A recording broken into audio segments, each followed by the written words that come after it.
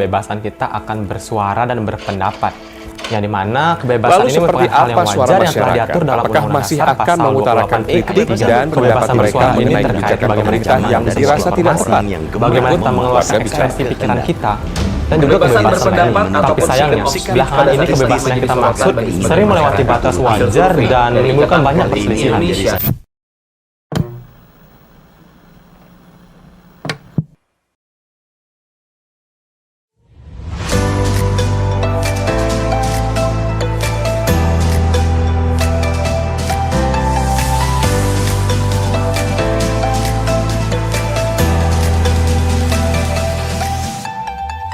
Pasal 28 menjelaskan mengenai hak atas berkelompok, kebebasan berpendapat, dan berekspresi yang berbunyi kemerdekaan berserikat dan berkumpul, mengeluarkan pikiran dengan lisan, dan sebagainya ditetapkan dengan undang-undang. Kemerdekaan berserikat bukan hanya hak salah satu kelompok, tetapi sudah merupakan naluri manusia sebagai makhluk sosial yang secara alamiah tidak dapat hidup sendiri dan berdiri sendiri, tetapi hidup dalam kelompok-kelompok masyarakat tertentu. Setiap individu memiliki hak menyuarakan pendapat dan ditanggapi oleh orang lainnya.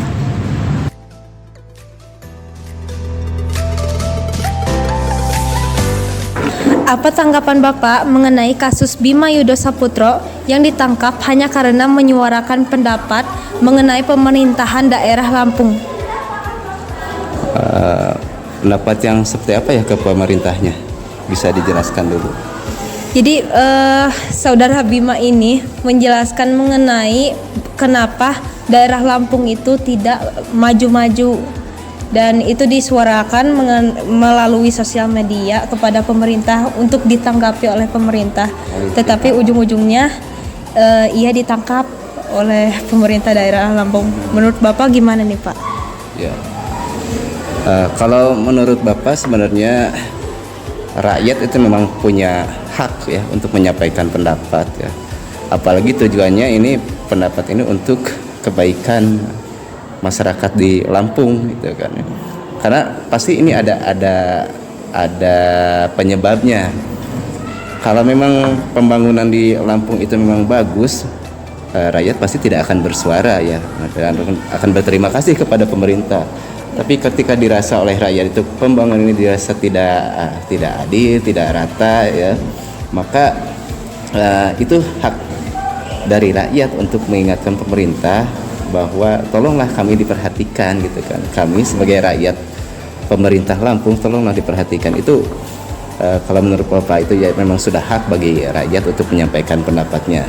Dan adapun ketika pemerintah mendapatkan kritikan atau pendapat dari masyarakat, seharusnya mencari poin pentingnya itu apa yang disampaikan masyarakat itu. Apakah tujuannya untuk menghina pemerintah, tujuan utamanya? Apakah tujuan utamanya itu ingin memperbaiki keadaan daerah Lampung gitu ya, keadaan daerahnya? Maka kalau memang sudah ketahuan bahwa niatnya itu baik, kenapa tidak ya kita apapun niatnya itu, yang jelas pemerintah harus mendengarkan dulu, intinya mendengarkan dulu apa yang disampaikan rakyatnya, kemudian analisis yang jadi poin inti kritikan atau pendapat dari masyarakat itu apa, maka itu yang harus jadi perhatian, jadi perhatian dan harus dijadikan solusi untuk kedepannya seperti apa perbaikan kedepannya. Maka komunikasi di sini menjadi sangat penting. Masyarakat bebas menyampaikan pendapat, pemerintah di sana harusnya bisa mendapatkan inti dari apa yang disampaikan masyarakat dan kedepannya memperbaiki daerah dan masyarakat di sana gitu. Itu yang jadi poinnya. Adapun ketika masyarakat atau pemerintah itu malah akan melakukan penangkapan kepada rakyat yang menyampaikan pendapat atau kritikan, ini merupakan salah satu bagian dari arogansi dari pemerintah, dan ini harusnya tidak boleh dilakukan. Ya, terima kasih Pak. Ya. Apa tanggapan Bapak mengenai kasus Bima Yudo Saputro yang ditangkap hanya karena menyuarakan pendapat? itu merusak demokrasi karena tidak sesuai dengan itu pasal 28 asas kebebasan berpendapat. Halo, di sini saya Nazifah Muhammad Ridho akan membawakan pasal 28 mengenai kebebasan hak berbicara. Di sini saya akan mewawancarai teman saya. Hello, my name is Azka and I will be answering her questions today. Oke, pertanyaan yang akan saya berikan, apa tanggapan kamu mengenai kasus Bima yang ditangkap karena menyuarakan pendapat pengusiran mahasiswa Papua yang berada di Yogyakarta? I think it is an example of the racism and the stigma that is still present in this country. It also shows that these authorities are involved in these types of actions. I think it is very unfair because they are already minorities.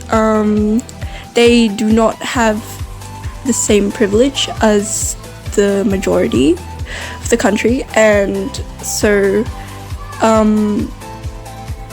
it is hard for them to fight back from the start because they don't have the privilege. This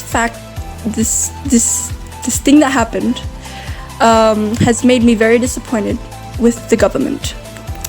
This is just another example of racism and stigma that is still deeply rooted in this community, that sometimes is not addressed. That is my opinion. Makasih Azka buat tanggapannya. Sekian dari saya, Nazifah dan Azka.